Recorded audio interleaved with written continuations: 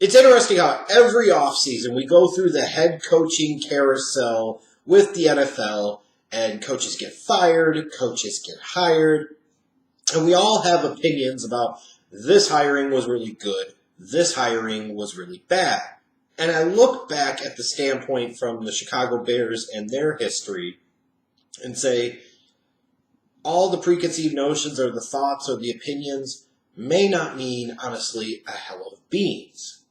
Like, I look back at when Dave Wanstead was hired before the 93 season. What a lot of people probably forget is their first choice as an organization was actually Dave McGinnis. That was the first choice. And they botched that, the McCaskey family, because of course that's what the McCaskey family does.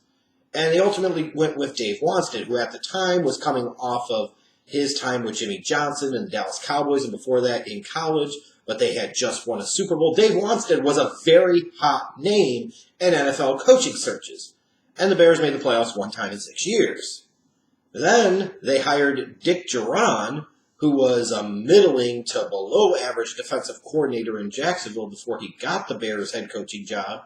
And it was 5 years mostly wasted, although you had the 13-3 season, that kind of miracle run of 2001. Then Jerry Angelo, the general manager at the time, decided that he had his guy. And do you remember who his guy was? It was Nick Saban. And of course, because it's the Bears, and they are always like this, Jerry Angelo tried to cheap out his butt buddy, Nick Saban, and ultimately Saban didn't come to the Bears. He later on went, you remember, to the Miami Dolphins. But that was his guy. And once that didn't happen, you thought the whole coaching search was a failure. And ultimately he hired Lovie Smith, so you always knew deep down that this was plan B, that this was not the first choice. But then in 9 years, Lovie Smith did take the Bears to the playoffs 3 times. That's not exactly something to be extremely proud of, but he did take the Bears to the Super Bowl with Rex Grossman as the starting quarterback. So the guy that wasn't even the number one choice ended up being one of the most successful head coaches in organization's history, and certainly the most successful by a mile since Mike Ditka. So once Phil Emery, that douchebag, sent Lovie Smith packing, he goes to the CFL and brings in Mark Trestman. He's the quarterback whisperer. He's an offensive guru. He's a quarterback guru. He's an offensive genius. He was in over his damn head. His team had no identity, and he didn't know what the hell he was doing, and he was gone after 2 years. To which then, you bring in this guy from the CFL who had all this success and didn't need 2 hella beans. The Chicago Bears and new general manager Ryan Pace, as a collective group, they got all giggly tits and listened to Ernie Accorsi because they were stupid, and hired John Fox. And here's John Fox. He took the Panthers to the Super Bowl with Jake Delhomme. He won a playoff game with Tim Tebow in Denver as a starting quarterback. He took the Broncos and Panthers and turned them around very quickly, and he's going to do the same thing with the Bears, and so many people thought this was a great hire. And all that crap never happened. The point I'm getting at is we just never know. So it's important to keep an open mind. We can have our thoughts and our opinions, and I most certainly will, and I'm about to share them with you now, but we really don't know. And that brings me to the announcement that the Chicago Bears have hired Matt Nagy to be their next head football coach. I will not say Nagy. I will not say Nagy. I will not say Nagy. It is Matt Nagy. And it's an interesting hire, in part because the Bears made the hire very quickly. It's not a surprise that they went for somebody on the offensive side of the ball, because ultimately the success or failure in this organization is going to hinge on the development of last year's number 2 overall pick, Mitchell Trubisky, and I don't think that's a news flash to anybody. So how should we view this hiring of Matt Nagy? What are the pros and potential concerns for bringing him in? Well, let me talk a little bit about them now. I'm going to start off with the pros. First, he's young. He won't be 40 until April. So you're going counterculture to the old, crusty, defensive-minded guy in John Fox. Now you're bringing in a youthful, kind of exuberant, offensive-minded guy in Matt Nagy. And that's ultimately how it should be. You fired this guy because it didn't work, so you should take a look at so many things that he did and decide we want to do the exact opposite. We want to go in a different direction. We truly want to go counterculture. And sitting there and getting a young offensive guy like this makes a lot of sense, especially when it comes to trying to relate to a young quarterback like Trubisky. There's not a 2-generation gap. There's a 1-generation gap. And that does make a difference. Again, an offensive-minded guy, ultimately, again, the success or failure of this organization over the next several years will hinge on the development or lack of development or improved development of former number 2 overall pick Mitchell Trubisky. You had to get an offensive-minded guy, period, point blank, period. So you got a guy on the right side of the ball. You're also talking about a guy who was a former college quarterback at the University of Delaware. He played in the Arena League for several years. While he was never a successful NFL quarterback, that's okay. He still understands some of the challenges that comes along with the quarterback position. He understands what it's like to play the quarterback position, at least at a certain level, both in college and at the professional level. He also understands the game from a quarterback's perspective. So when you're looking at somebody and saying, we want him to be a mentor to our young potential franchise quarterback, why not get somebody that actually played the position in the past? He's also been in some good situations where teams have enjoyed success with the Philadelphia Eagles and most recently with the Kansas City Chiefs, where he's been the past 5 seasons. First as a quarterback's coach between 2013 and 2015, and the past 2 seasons as an offensive coordinator. In that time, the Chiefs have made the playoffs 4 times in a 5-year stretch.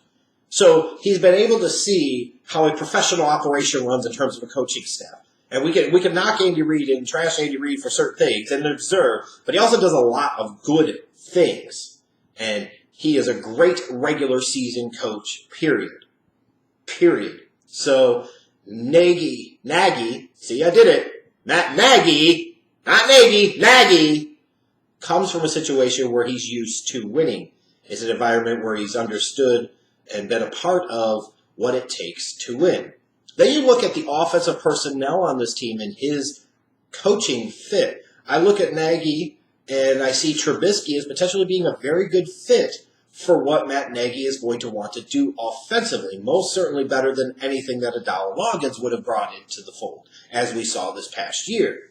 Then I also look at some of the skill players, and specifically when you look at Kansas City and you say, what could you envision Matt Nagy's offense is going to look like here with the Bears? You look at Kansas City and you say the stars were Travis Kelce, Tyreek Hill, and then ultimately Kareem Hunt.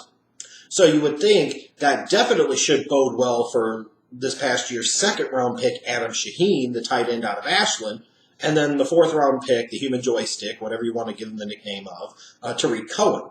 You could envision those guys, Shaheen being that Kelce type. You could envision Cohen being that kind of gadget player, which is kind of what Tyreek Hill still is. I know he plays more receiver, but they still, in Kansas City, were creative and found different ways to get him the football, which would seem to be the closest guy that you have on the roster to that type of role would be a Tariq Cohen. So Shaheen, Cohen, 2 guys that were from this past draft class, could see even bigger returns and be even more successful in 2018 and beyond in this system. And then ultimately you look at where Matt Nagy came from, the Andy Reid coaching tree. And I'll put it this way.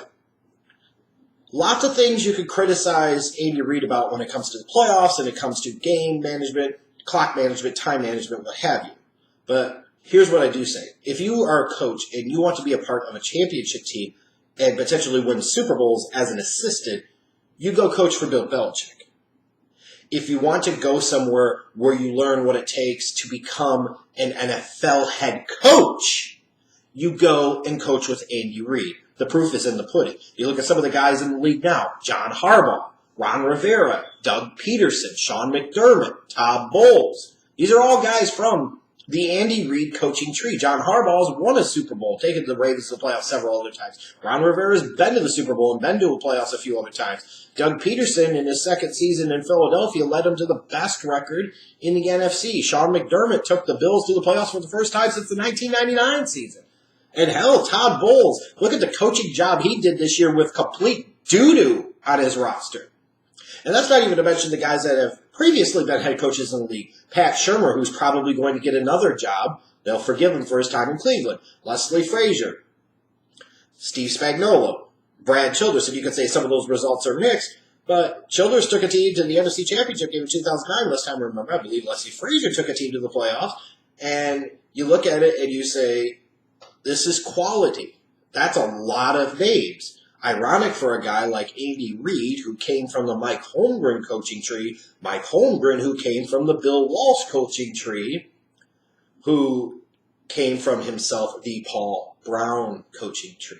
So there's a long lineage of that coaching tree, lots of branches and limbs and roots that are very, very successful. So you like that. You feel like this guy's coming from a very good situation that has prepared him to be an NFL head coach. And when an Andy Reid says he's as prepared, if not more so, than any guy's ever had to be a head coach, I will take Andy Reid's word for it. Because Andy Reid knows how to crank out future NFL head coaches. And again, I've named off the names. Nobody could take that away from him. Bill Belichick wishes he had that as his legacy. Now, probably doesn't because he has the 5 Super Bowl rings. So there are plenty of positives here.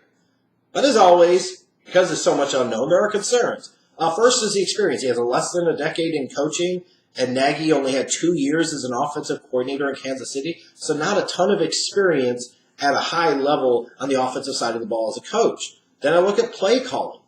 He actually only had, even within those 2 years of being an offensive coordinator, he only had a few regular season games as an actual play caller. I think it was something like 5 or 6. So that's not a lot. So as much as Andy Reid talked about his confidence in him and how much he believes he'll be a great head coach and might have been as ready as anybody ever, he didn't decide to turn over the keys to the play calling on the offensive side of the ball until it got obvious that something needed to change drastically with a few games left in the regular season. And then when you see Nagy in his introductory press conference confirm that he's going to be calling his own plays, to me, that is questionable because, one, we don't have a huge track record of Nagy actually calling his own plays, and there's a difference from putting together game plans and structuring the playbook and actually having to make the decisions and pull the trigger and make the call and be accountable for that and having to piece a game together. It's an entirely different perspective. And he doesn't have a lot of experience with that. So now something that he doesn't have much experience in, we're supposed to automatically be okay with him doing that with the Chicago Bears. Furthermore, I call into question leadership. And I know some people are going to talk about head coaches that call their own plays and they've been successful, and that's true. But at some point in time, it feels like those guys, the McCarthys, Andy Reid over the years, Doug Peterson in Philadelphia maybe down the road, they run into issues where they get too involved. They try to micromanage too much. They don't enable the people around them to be more empowered, and it ultimately limits their potential as a team, as a coaching staff, and what have you. And ultimately, without those dissenting voices or having somebody else to actually do what they should be doing as the offensive coordinator, which is calling the plays, and the head coach kind of being that CEO on the field and on the sideline, you're just gumming up the whole works of everything. And it also, from a hiring standpoint, as you're trying to put together a staff, which is oh so important, it could potentially limit who might actually want to come to Chicago to be Matt Nagy's offensive coordinator because they know they're not going to go in with play calling duties. And they may never get play calling duties. So that could potentially be used against them. Potentially, when it comes to down the road, next step from an offensive coordinator is head coach. Teams might be a little leery of you as a potential head coaching candidate if you weren't even entrusted enough by your own coaching staff that you were a part of to call the plays. One of the key things of leadership in the business world, and I think it does apply to the sports world, is that your leader can't do everything. The more they delegate, typically the more successful they are. Because when you empower other people, they grow, develop, and get better, and ultimately expand the scope and horizon of what you're able to do. So I don't like the fact that Nagy's already coming out and saying he's going to call the plays. This is not a thing. I hired somebody as an OC, thought the thing was struggling, and he wanted to take back charge of it. It's micromanaging, and I kind of dislike the whole turn of football, both at the college level and the NFL level, where the game feels like it's really, really being micromanaged, and that's a concern for me. And then you have to look at the wild card game that Kansas City just lost to Tennessee. It shouldn't be the be-all, end-all concern like this guy sucks and I don't want any part of him. But ultimately, as the play caller, and he was the play caller, you can't just sit there and say, well, that was Andy Reid creeping his ugly head back in the play calling. No, it was Matt Nagy. Kareem Hunt only had 11 carries in that game. And for a team that was up 18 at halftime, they had all of the momentum. They should have been absolutely pounding Kareem Hunt down the Titans' throat and forced them to stop him. And you could make the excuses about Travis Kelce's concussion. Bullshit. You still had Tyreek Hill outside. You still had Kareem Hunt. There is no excuse for that offense scoring 0 points in the second half, no matter how much of a fan of Alex Smith I am not. And no matter how bad he is in terms of all these years later, 13 seasons in the league, he still can't find any pocket presence. The simple fact of the matter is, if that team scores a field goal at some point in time in the third quarter, that game is probably Kaputski's. And the whole scheme, the whole design of what they did, the game plan in the second half was absolutely atrocious, and that was Matt Nagy. And that's a concern. Now, that shouldn't automatically disqualify him because Kyle Shanahan completely botched the Super Bowl for the Falcons, but he went on and did some good things with the 49ers in 2017, especially once he got Garoppolo in the mix. So sometimes people make mistakes, and they can make big mistakes, and they can learn from them, grow from them, improve from them. And let's be honest, when we talk about mistakes, it's not like Bill Belichick's first go-round in Cleveland was all that successful. He goes to New England, it's him, it's Tom Brady, and all of a sudden he's the greatest NFL head coach of all time. I'm just saying. But then I look at the offensive personnel, and when you look at Kansas City, sometimes the inconsistent usage of Kareem Hunt in 2017 could be frustrating. So I worry about how consistently he would utilize Jordan Howard and how he would utilize Jordan Howard. I wouldn't say it's an overwhelming concern, but it is a concern. More so I look at, when you look at Kansas City, one of the things with Andy Reid, especially once they cut Jeremy Maclin, they just really don't value the wide receiver position very much. So they have limited playmakers on the outside, means you make limited big plays on the outside.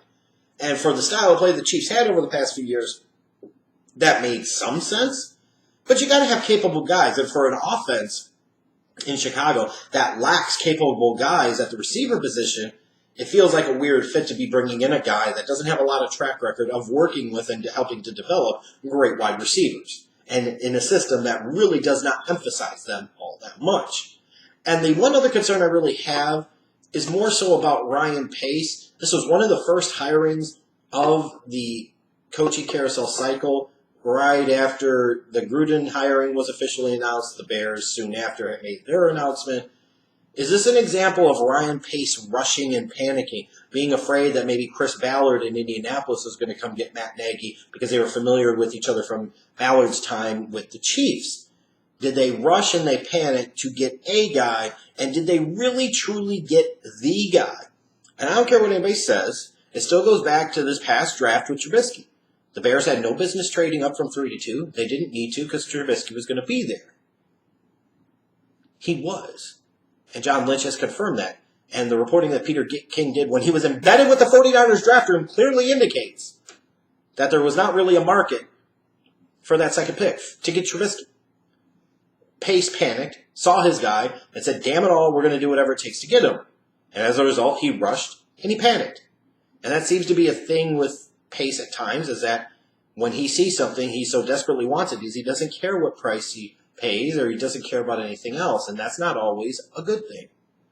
So, did we rush to get a guy for fear of somebody else getting him as opposed to actually truly hiring the right guy? So, thinking about those pros and those potential cons or concerns, what do I think about this Matt Nagy hire truly? I'm okay with it. I really am. Because I'm not going to have any pretense that I knew 100% the absolute guy that it should have been or must have been, because there were quite a number of appealing young offensive minds out there in the market, and Nagy was one of those ones that I was thinking about. Even before the wild card game against Tennessee, and still after the wild card game against Tennessee. One bad half of play calling should not automatically be a disqualifier. It just shouldn't. I look at a guy that's young, that's previously played the quarterback position, that's been a part of a very successful coaching tree, some successful organization. There is a lot to like. He has a little bit of a charisma and a personality to him, kind of an aw shucks thing. I look at Matt Nagy and I say, as long as he can get some development out of Trubisky, and they have a solid staff stay on the defensive side of the ball, I think the Chicago Bears will make the playoffs by 2019 under him. Outside of that, long term, what does that mean? I don't really know. Will he be the guy that could make them a championship contender? There's still a lot of work to do on this roster. There's still a lot of work to do, and I have to still see at this point whether or not, as of this recording, I don't know what's going on with Vic Fangio, the Bears' defensive coordinator, whether he's going to stay in tow or not. If he does, that would be a big coup for the Bears, at least for 2018. But if he doesn't, then you're looking at overturning that defensive coaching staff as you're going to have to overturn that offensive coaching staff. It's going to be so much about the staff It's going to be about how the Bears judiciously but aggressively spend their money in free agency, and about what this team does in the NFL draft to add some playmakers for Trubisky, some help for Trubisky, while still being able to find some help at the defensive side of the ball. I think it's a solid hire. I don't know if it's the best hire, but they definitely could have made worse hires. Nagy was one of the 4 guys or so that I really had my eye on. So in that case, I'm pleased and content. It's not going to be one of these things 2 or 3 years later at the Bears bomb and Nagy is completely over his head and we find out it truly was a year too early and he sinks instead of swims, or I'm going to come back and I told you so. Now, I'll reserve that mostly for the John Fox hiring, which I was not a big fan of for reasons that I pointed out back in early 2016. Excuse me, early 2015. Good God. But I'm excited. There's a new coach, offensive-minded guy, young. I can get down with Matt Nagy. Whether it works or not remains to be seen, but he's at least come from a situation where you have a coaching tree that has produced all types of NFL head coaches, and quite a number of them have enjoyed success as NFL head coaches. And let's hope, Bears fans, that Matt Nagy is just the next guy on that list from the Andy Reid coaching tree.